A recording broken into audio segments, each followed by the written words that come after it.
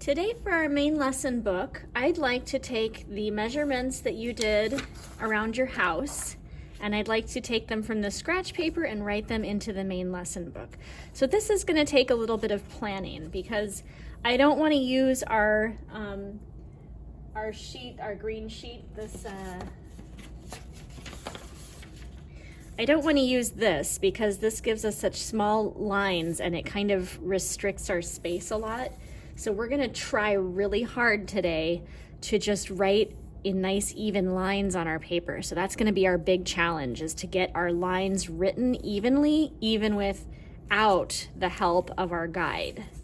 So let's start by making a border, because that's going to make everything just automatically look a lot nicer.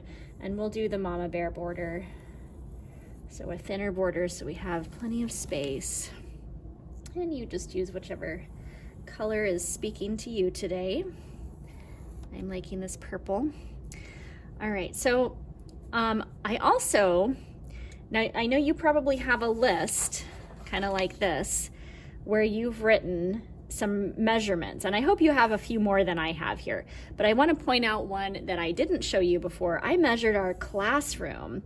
I only measured the width, so like the shorter length of it, or the shorter, we'd call that the shorter dimension. So the shorter, I keep saying length, but we talk about length and width, and we usually think of the length as the longer part and the width as the shorter part. And so I measured the shorter measurement of our classroom, and I did it using a tape measure. A tape measure is nice because it's like a whole bunch of yardsticks all in a tape. So you can pull it out and you can go really, really far.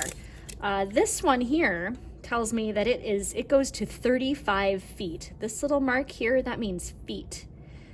Inches, if we're gonna say something is so many inches, we could write that. It looks like a little quotation mark.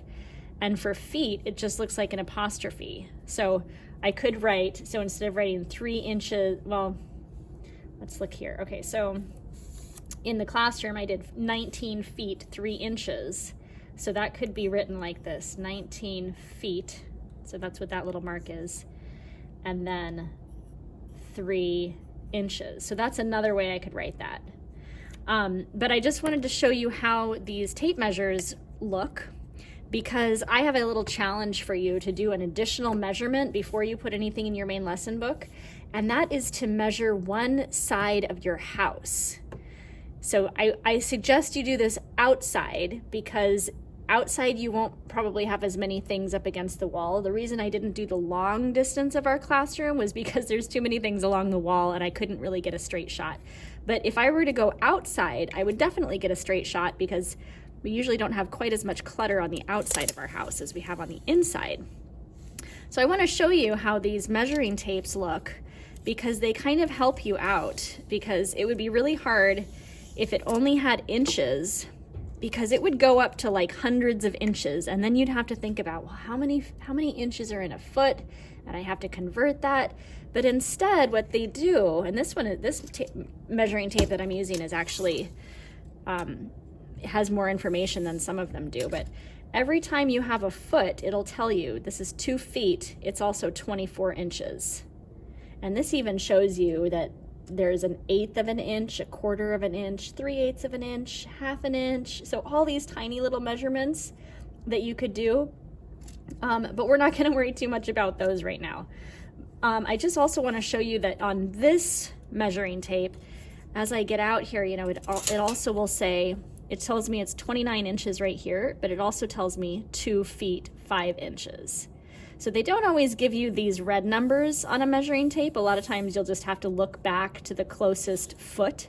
So if I didn't have these red ones and my measurement was at maybe at the 30-inch mark, if I didn't have these red ones, I'd have to say, okay, 30 inches. So my closest one was 2 feet plus 1, 2, 3, 4, 5, 6 inches. So 2 feet, 6 inches, which is what that tells us there. But if I didn't have that, that's how I could count that.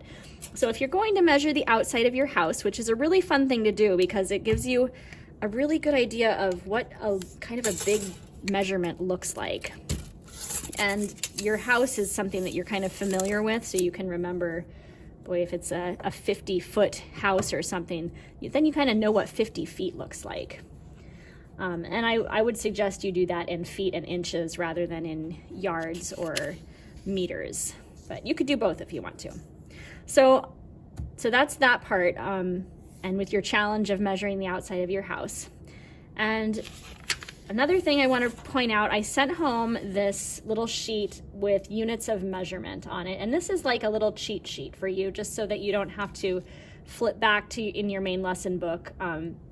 I've written out the measurements that we've kind of studied so far. So we have here of our body-based measurements.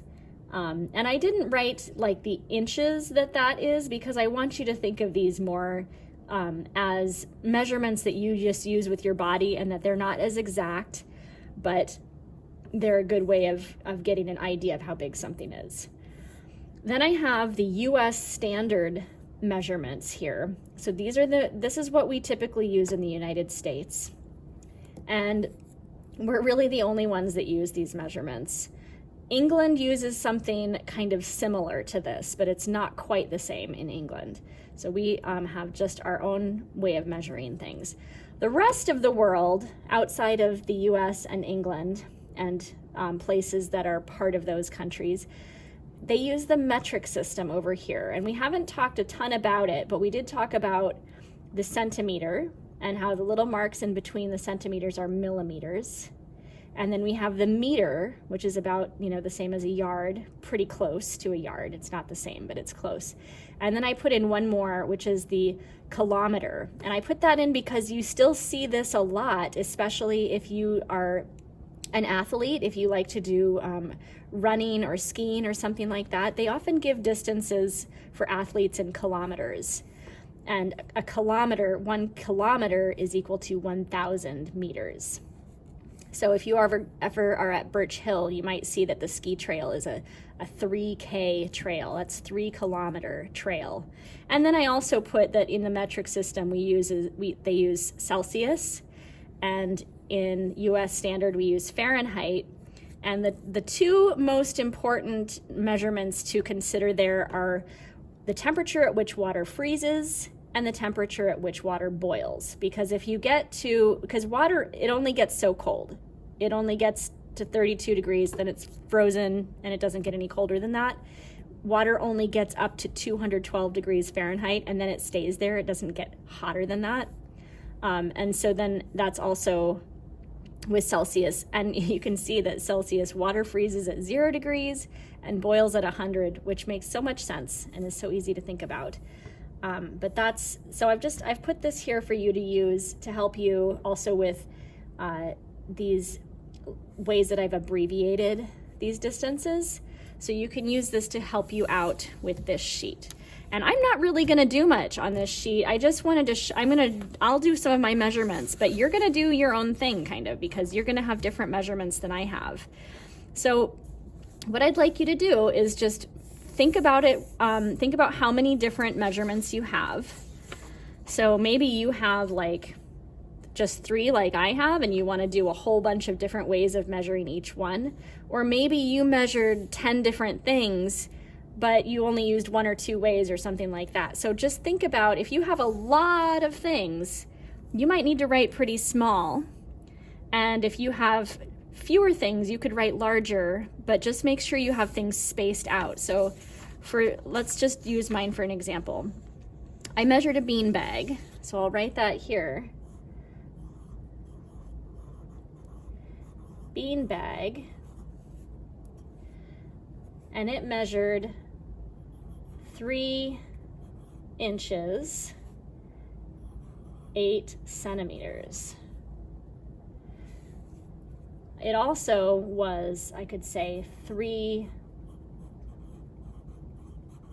knuckle lengths. So that's my body measurement, and then my inches. You don't normally, it actually wasn't 3 inches and 8 centimeters. It was either or. So, whoops, I misread that. So either 3 inches or 3 knuckle lengths or 8 centimeters. And so I do want to put those on different lines because otherwise I might confuse myself like I did just then, thinking that I had combined inches and centimeters, which you don't really want to do. You want to stick with one measurement. So now I'm going to come down here and I'm going to leave enough space. So if I wrote my next thing right here, I wouldn't have any space to write how long it was. So I'm going to come down below all these things and write my measurements for my guitar. My guitar was 1 yard, and I'm doing a comma because it was 1 yard plus a bit, plus it was, I think, 3.5 inches. And so when I put that comma there, that tells me that this is all one measurement. It was a whole yard plus 3.5 inches. I can also say it was 1 meter, or I can say it was 3 cubits. And I was thinking about my measurements the other day for this 3 cubits plus a hand. It was like this hand length, and I realized that my hand length is about the same as that span measurement. So I'm going to say 3 cubits, 1 span. And so that's my body measurement. And then I have my classroom measurement was 19 feet, 3 inches.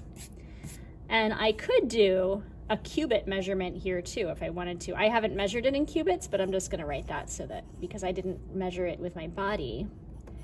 And cubits are a good way to measure things. If you want to measure the outside of your house with cubits, what I suggest you do is measure your cubit, your elbow to your fingertips, and then take a string and measure out like 10 cubits or 5 cubits or something like that, so that you have a longer tool to measure with, and you won't have to stop and put your finger there so many times when you're measuring.